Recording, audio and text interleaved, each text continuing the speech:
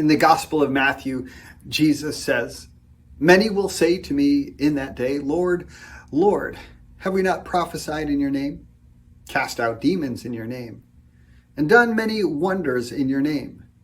Then I will declare to them, 'I never knew you.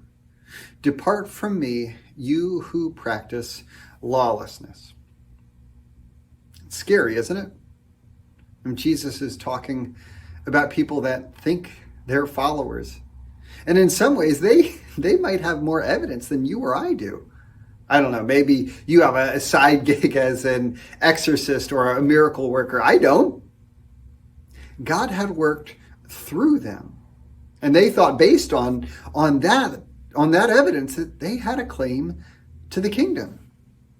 Yet to their shock and perhaps to ours, Jesus' answer is no. You're not of me. I don't know you. Paul mentions a group of folks equally confused in our passage for this week in Philippians. He says, "For many live as enemies of the cross of Christ.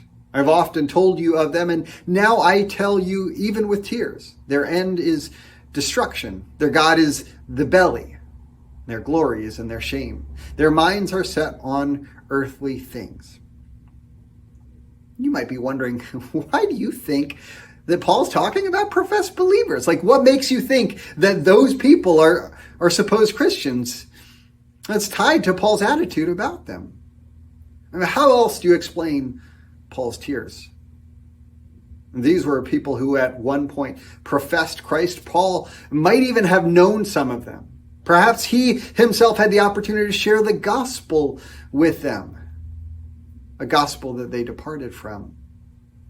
Like the seed sown among the thorns in the parable of the sower, the worries of life and the deceitfulness of wealth choked out the word, making it unfruitful.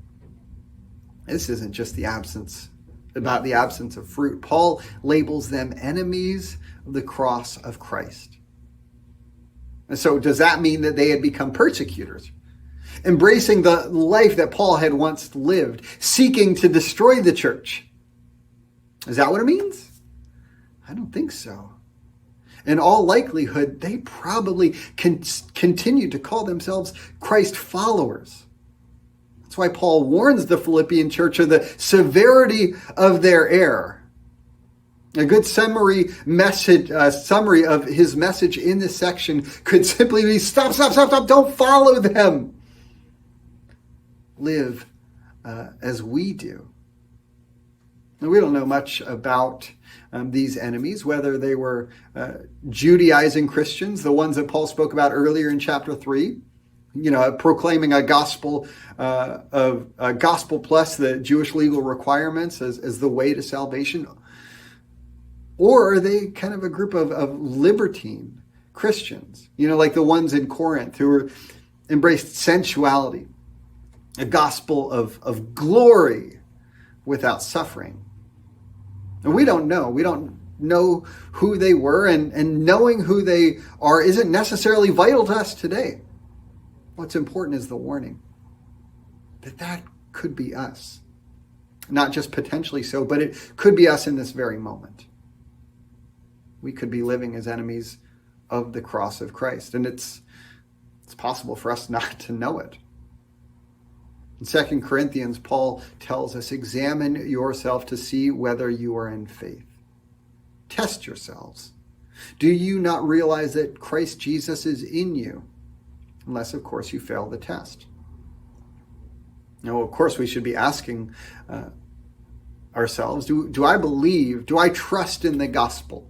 Is my faith in a firm foundation, right? We should ask questions about belief, but if we go back to Paul's words, he says nothing about their beliefs, right? This isn't about the things that they say or profess. The problem was that they were living as enemies of the cross. It was a lifestyle thing.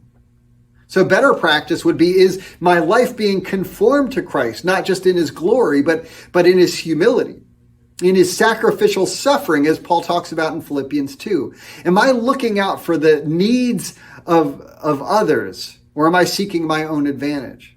Has my walk with Christ shaped me to become more joyfully a servant of all?